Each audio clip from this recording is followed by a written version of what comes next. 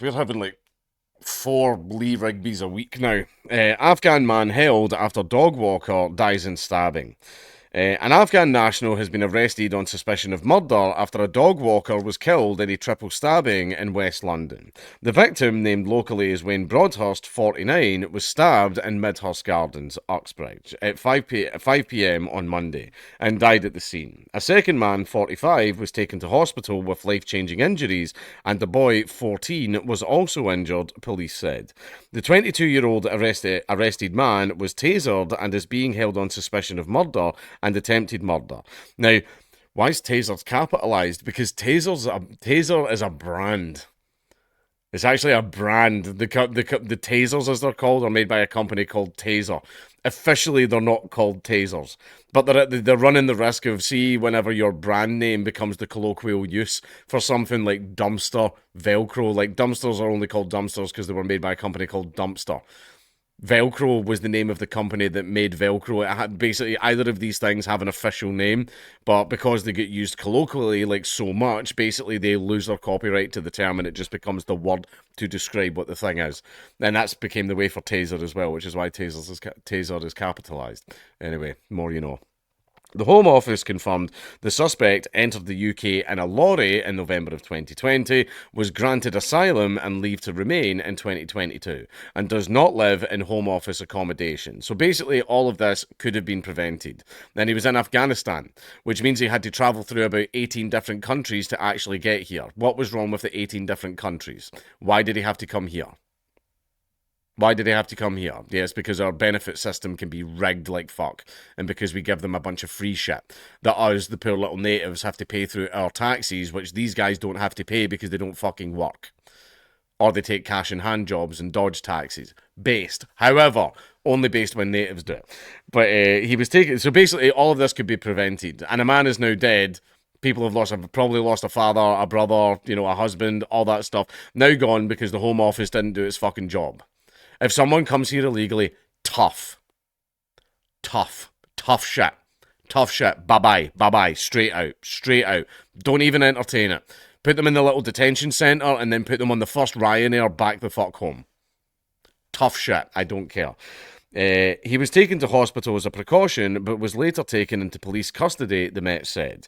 The attack is not being treated as terrorism. That usually means the guy was screaming Allah Akbar as he did it, but we'll wait until we get the facts on that, although I doubt they're going to be very forthcoming on the facts. And detectives are working to establish any relationship between the suspect and the 3 victims, the Met Police said. On Tuesday evening, about 100 people held a minute's silence by the cordon surrounding the scene. Don't look back in anger. Maybe if you sing it loud enough, all the murders and rapes will stop. They applauded at the end, and the group started to disperse shortly after. A large group of men, women, and children laid flowers at the junction between Midhurst Gardens and Leybourne Road, and some lit candles. Footage posted online appeared to show the suspect walking along a residential street before 2 police officers sprinted after him. One pointed a taser and shouted, "Drop the knife and get on the floor." Several others joined them before the taser was fired and the man fell to the ground. Chief Superintendent Jill Horsfall said, "This was a shocking and senseless act of violence that has left 1 man dead and 2 others injured. Our thoughts are with the victim's family and friends at this unimaginably difficult time." She added, "The incident will have understandably caused concern to the local community. I have deployed multiple officers to the local area. They will be here throughout the week to provide reassurance while detectives work intensely to piece together the circumstances."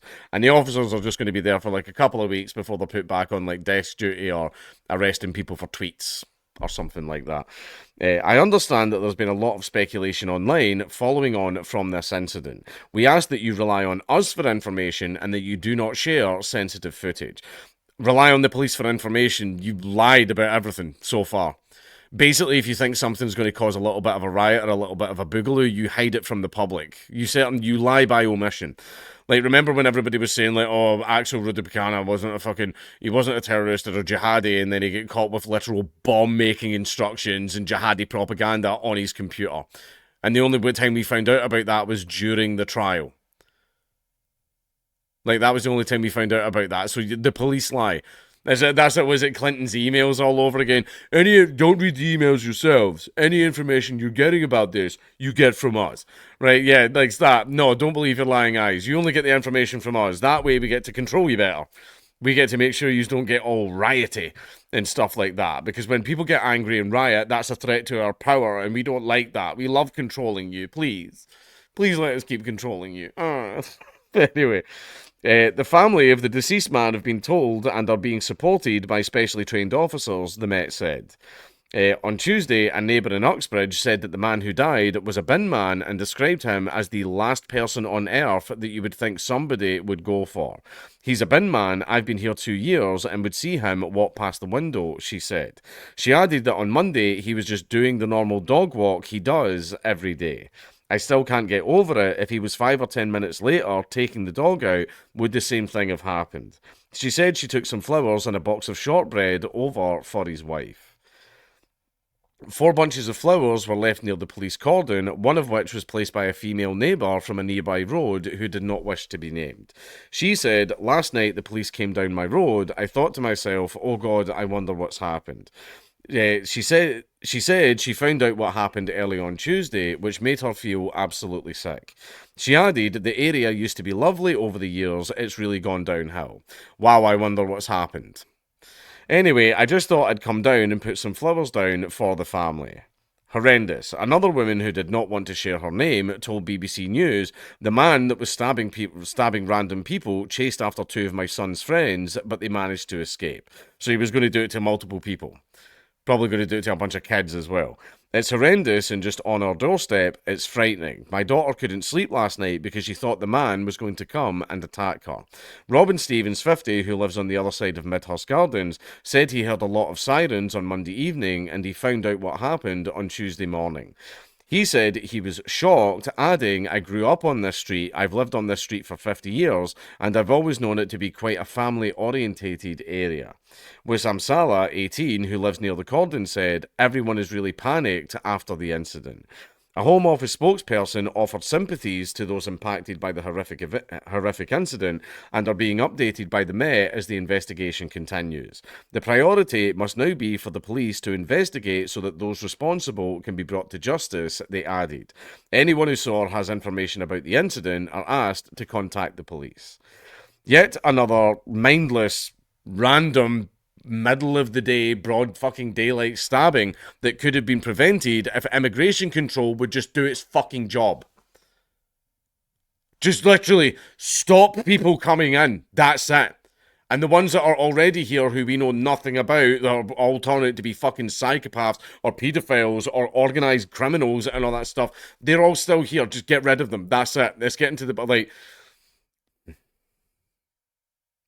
let's not get fed posty on Maine. Let's not do that. Y'all know my opinions on the subject.